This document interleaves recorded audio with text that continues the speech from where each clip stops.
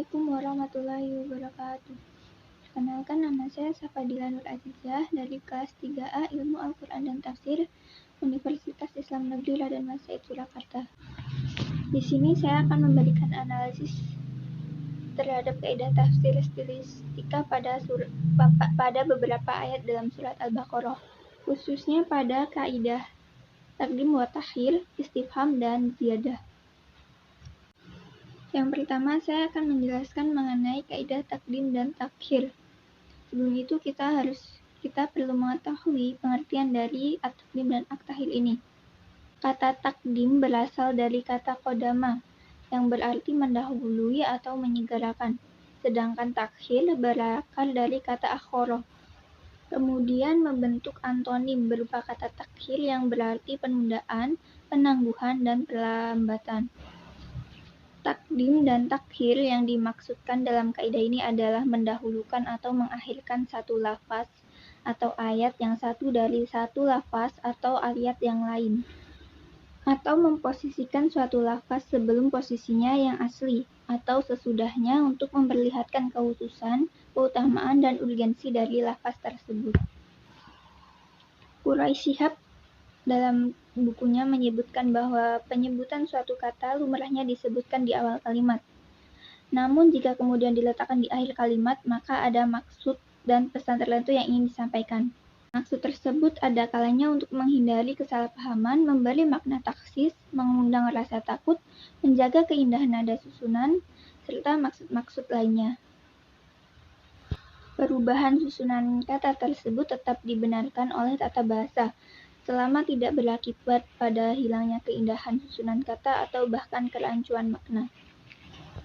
Dapat disimpulkan bahwa kaidah takdim dan takhir adalah suatu dasar atau patokan untuk mengetahui keadaan suatu lafaz atau ayat yang didahulukan atau diakhirkan, dengan bertujuan untuk mencipta rahasia, kekhususan, dan keutamaan dari suatu lafaz maupun ayat sesuai maksud dan tujuannya. Contoh dari takdim dan takhir salah satunya adalah pada surat Al-Baqarah ayat 43. Pada lafaz wa aqimus shalah wa atuz zakah warka'u ma'ar raki'in, yang artinya dan laksanakanlah salat, tunaikanlah zakat, dan rukuklah beserta orang yang rukuk. Pada kitab tafsir Ibnu Katsir, lafaz tersebut mengenai firman Allah kepada ahlu kitab. Wa aqimus shalah, Muqatil mengatakan artinya Allah memerintahkan mereka untuk mengerjakan sholat bersama Nabi. Dan firman-Nya wa atuz zakah dan tunaikanlah zakat artinya Allah memerintahkan mereka untuk mengeluarkan zakat, yaitu dengan menyerahkannya kepada Nabi SAW. Sedang firman-Nya warka'u ma'ar raki'in artinya Allah menyuruh mereka untuk rukuk bersama orang-orang yang rukuk dari umat Muhammad. Maksudnya dia berfirman, ikutlah bersama mereka dan bagian dari mereka. Atau bisa diartikan sebagai jadilah kalian bersama orang-orang mukmin dalam berbuat yang baik. Di antara amal kebaikan yang paling khusus dan sempurna itu adalah sholat. Ayat tersebut mengandung takdim dan takhir, di mana kata sholat didahulukan pengucapannya karena lebih diprioritaskan. Quraisy Shihab menjelaskan dalam kitab tafsirnya Al-Misbah bahwa dua kewajiban pokok itu merupakan hubungan harmonis. Salat merupakan hubungan harmonis secara vertikal antara manusia dan Allah, dan zakat merupakan hubungan harmonis secara horizontal, hubungan sesama manusia. Keduanya sama pentingnya, akan tetapi salat tentunya lebih didahulukan. Imam Fakhr al-Razi menjelaskan bahwa mendahulukan salat pada ayat ini karena salat adalah ibadah badaniyah yang paling mulia, dan zakat merupakan ibadah yang paling mulia pada harta. Yang selanjutnya adalah mengenai kaidah istifham. Istifham berasal dari kata istifhama yang berarti mencari atau meminta pemahaman. Mencari atau meminta kepahaman tersebut biasanya dengan bertanya, sehingga kata istifhamun yang merupakan bentuk masdar dari kata istifhama tersebut diartikan dengan pertanyaan. Kata tersebut juga dapat diartikan dengan mencari sebuah berita. Jika melihat pendapat dari Al-Hashimi, dapat dipahami bahwa istifham ialah mengharapkan untuk memahami atau mengetahui sesuatu yang sebelumnya belum diketahui. Adapun adat dari istifham atau perangkat yang bisa digunakan sebagai kata tanya dalam bahasa Arab Di antaranya al-hamzah, hal, ma, man, ayu, kam, kaifa, aina, ana, mata, dan ayana. Adapun contoh dari kaidah tersebut salah satunya adalah pada surat Al-Baqarah ayat 44 yang berbunyi Atamuruna nasa bil birri wa tansawna anfusakum wa antum tatlunal kitab afala taqilun. Nah, artinya, mengapa kamu menyuruh orang lain mengerjakan kebajikan sedangkan kamu melupakan dirimu sendiri padahal kamu membaca kitab? Tidakkah kamu mengerti? Dalam kitab Ibnu Katsir, ayat tersebut dimaknai sebagai pertanyaan Allah, yakni Allah bertanya, "Wahai sekalian ahlu kitab, apakah kalian pantas menyuruh manusia berbuat berbagai kebajikan sedangkan kalian melupakan diri sendiri? Kalian tidak melakukan apa yang diperintahkan itu, padahal kalian membaca Alkitab dan mengetahui kandungannya yang berisi ancaman terhadap orang yang mengabaikan perintah Allah. Apakah kalian tidak memikirkan apa yang kalian lakukan untuk diri kalian sendiri itu, sehingga kalian terjaga dari tidur kalian dan terbuka mata kalian dari kebutaan?" Abu Darda mengatakan seseorang tidak memiliki pemahaman yang mendalam sehingga ia mencela orang lain karena Allah. Kemudian ia mengintrospeksi dirinya sendiri. Akhirnya ia lebih mencela dirinya sendiri. Yang dimaksud bukan celaan terhadap usaha mereka menyuruh berbuat kebajikan, namun yang wajib lebih patut baginya adalah mengerjakan kebajikan bersama orang-orang yang ia perintahkan dan tidak menyelisihi mereka. Kemudian dalam kitab tafsir Al-Misbah, ayat ini sebagai kecaman kepada pemuka-pemuka agama Yahudi yang seringkali memberi tuntunan tetapi melakukan sebaliknya. Dalam sebuah riwayat dikemukakan bahwa ada orang-orang Yahudi yang menyuruh keluarganya yang telah memeluk agama Islam agar mempertahankan keyakinan mereka dan terus mengikuti Nabi Muhammad SAW. Terhadap mereka lah ayat ini turun. Demikian menurut satu pendapat, ayat ini dapat juga mencakup kasus lain, yakni bahwa di antara Bani Israel ada yang menyuruh berbuat aneka kebajikan, seperti taat kepada Allah, jujur, membantu orang lain, dan sebagainya. Tetapi mereka sendiri durhaka, menganiaya, dan khianat. Terhadap mereka juga kecaman ayat ini ditujukan. Apakah kalian, wahai Bani Israel, atau pemuka-pemuka agama Yahudi menyuruh orang lain, yakni kaum musyrikin atau kelompok lain dari orang-orang Yahudi yang seagama dengan kamu atau orang lain siapapun dia melakukan aneka kebajikan dan kamu melupakan diri kamu sendiri, yakni melupakan menyuruh diri kalian melakukan kebajikan itu atau kalian sendiri tidak mengerjakan kebajikan itu.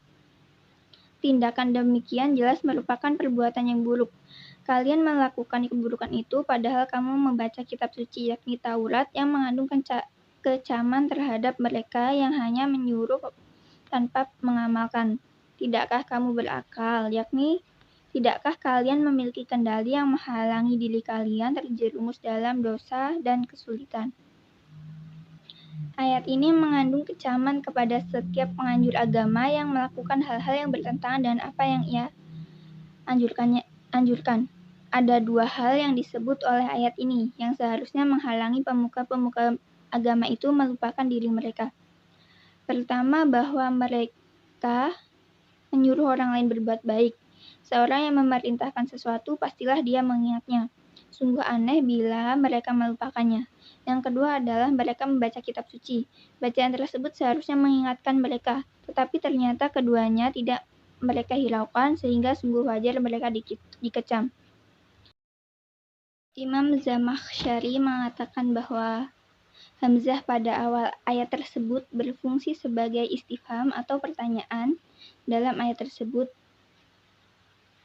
Dan pertanyaan dalam ayat tersebut bermakna takrir, atau kalimat tanya yang bermakna takrir berarti mendorong mukhatab atau orang yang diajak berbicara untuk berikrar dan mengakui peristiwa yang telah terjadi padanya, beserta dengan taubih yang berarti celaan atau teguran.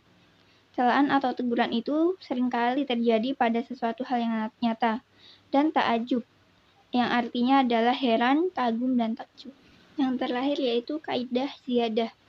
Kata ziyadah secara etimologi berakar dari huruf zayada yang berarti tambahan atau kelebihan. Sehingga dapat diartikan ziyadah adalah penggabungan dua kata yang serupa maknanya dan menghasilkan makna yang tidak ditemukan ketika lafaz tersebut terpisah atau tersendiri. Ziyadah memiliki beberapa kaidah. Yang pertama, tidak ada ziyadah atau tambahan dalam Al-Quran. Maksud dari kaidah ini adalah pada dasarnya tidak ada ziyadah dalam Al-Quran karena Al-Quran itu sendiri disucikan dari segala bentuk kesia-siaan atau penambahan-penambahan yang tidak berfaedah. Kedua, kaidah penambahan bina atau model menunjukkan adanya penambahan makna atau kekuatan lafaz karena kuatnya makna. Yang dimaksud dengan kaidah ini adalah setiap kali ada penambahan huruf atau penambahan wazan atau penambahan tasydid pasti berdampak pada penambahan makna atau penegasannya. Kaidah ketiga yaitu penggabungan dua kata yang serupa maknanya akan menghasilkan makna yang tidak ditemukan ketika lafaz tersebut terpisah atau tersendiri. Penggunaan dua lafaz yang pada dasarnya mempunyai makna yang sama atau mutaradif memberikan faedah tersendiri dibanding jika lafaz tersebut sendiri-sendiri. Kemudian kaidah yang terakhir yaitu yang keempat, setiap huruf yang ditambahkan dalam kalimat Arab karena penegasan maka statusnya sama dengan pengulangan kalimat tersebut. Kaidah tersebut hampir sama dengan kaidah nomor 2 yang mengatakan bahwa penambahan bina akan berdampak pada penambahan makna. Namun kaidah kedua lebih mengarah pada penambahan atau perubahan bina, sedangkan kaidah keempat mengarah pada penambahan huruf, fiil, dan isim. Namun penambahan fiil jarang terjadi atau sedikit, sedangkan penambahan isim lebih jarang lagi. Di antara contohnya dari kaidah ziyadah adalah pengulangan lafaz nada'a setelah lafaz da'an dalam Quran surat Al-Baqarah ayat 171. Ayat ini menggunakan kaidah yang ketiga yaitu penggabungan dua kata yang serupa maknanya akan menghasilkan makna yang tidak ditemukan ketika lafaz tersebut terpisah atau tersendiri. Adapun lafaz dari Quran surat Al-Baqarah ayat 171 yaitu wa masalul ladzina kafaru kamasalil ladzi yan'iqu bima la yasma'u illa du'a'aw wa nidaan summun bu'mun umyun fahum la ya'qilun. Artinya, dan perumpamaan bagi penyeru orang yang kafir adalah seperti pengembala yang meneriaki binatang yang tidak mendengar selain panggilan dan teriakan. Mereka tuli, bisu, buta, maka mereka tidak mengerti. Ayat ini bermakna bahwa Allah Ta'ala membuat suatu perumpamaan, di mana Dia berfirman, wa masalul ladzina kafaru, dan perumpamaan orang yang menyeru orang-orang kafir, yaitu mereka yang sedang tenggelam dalam kesewenang-wenangan, kesesatan, dan kebodohan adalah seperti binatang gembalaan yang tidak memahami dan mengerti apa yang dikatakan kepadanya. Bahkan apabila ia diseru pengembalanya, maka ia sama sekali tidak memahami ucapan si pengembala itu, dan ia hanya dapat mendengar suaranya saja. Maksudnya, perumpamaan orang yang menyeru orang-orang kafir kepada kebenaran adalah seperti pengembala yang berteriak. Rasul atau para juru dakwah diibaratkan dengan pengembala, sedangkan para pengikut tradisi yang usang itu seperti binatang. Mereka yang diajak itu sama dengan binatang. Keduanya mendengar suara panggilan dan teriakan tetapi tidak memahami atau tidak dapat memanfaatkan suara panggilan itu. Ayat ini dapat juga berarti orang-orang itu dalam ibadah dan doa mereka kepada Tuhan-Tuhan mereka seperti pengembala yang berteriak kepada binatangnya yang tidak mendengar. Di sini orang-orang kafir itu diibaratkan dengan pengembala dan Tuhan-Tuhan yang mereka sembah diibaratkan serupa dengan binatang-binatang. Pada lafaz tersebut terdapat pengulangan lafaz nada'a yang menguatkan makna yang tidak terdapat pada lafaz du'aan. Kedua lafaz tersebut bermakna pemanggilan. Akan tetapi pemanggilan tersebut bisa dengan jarak jauh dan dekat, orang tertentu dan umum memenuhi panggilan dengan perbuatan dan dengan suara. Namun, dengan penggabungan kedua kata tersebut, maka makna-makna tersebut tercakup di dalam keduanya yang tidak didapatkan ketika sendiri-sendiri. Dengan meletakkan sinonimnya setelah lafaz tersebut, akan memberi kesempurnaan makna yang lebih mendalam dibanding makna ketika masing-masing lafaz berdiri sendiri. Kemudian kesimpulannya adalah kandungan dan cakupan bahasa Arab yang amat luas tentu akan menimbulkan keragaman tafsir lugawi, mulai dari metode, penyajian, pembahasan, hingga jenis-jenisnya. Keragaman tersebut tidak bisa dilepaskan dari kecenderungan setiap mufasir dalam mengkaji dan menyajikan Al-Quran kepada audiensnya. Di samping itu, kapasitas intelektual seorang mufasir juga sangat berperan dalam menafsirkan Al-Quran melalui pendekatan linguistik. Oleh karena itu, seorang mufasir membutuhkan kerangka berpikir dan kaidah-kaidah tertentu untuk dijadikan sebagai referensi dan pedoman dalam penafsirannya, sehingga tidak jauh dari bahasa yang digunakan oleh Al-Quran. Kaidah-kaidah bahasa Arab merupakan salah satu jalan lain selain kaidah Qur'ani, sunnah, usul fikih, dan kaidah-kaidah yang lain untuk memahami makna Al-Quran. Kedudukan kaidah-kaidah tafsir bagi tafsir Al-Quran bagaikan ilmu nahwu bagi bahasa Arab, sebagaimana ilmu nahwu yang bertugas mengatur dan membetulkan lisan dan tulisan Arab serta mencegahnya dari kesalahan pengucapan dan penulisan. Begitupun kaidah-kaidah tafsir yang bertugas sebagai dasar dan timbangan yang membetulkan pemahaman terhadap kalam Allah dan mencegah kesalahan dan kerancuan dalam penafsiran. Sekian sedikit analisa kaidah tafsir stilistika dari saya. Apabila banyak kesalahan dan kekurangan mohon dimaafkan. Terima kasih. Wassalamualaikum warahmatullahi wabarakatuh.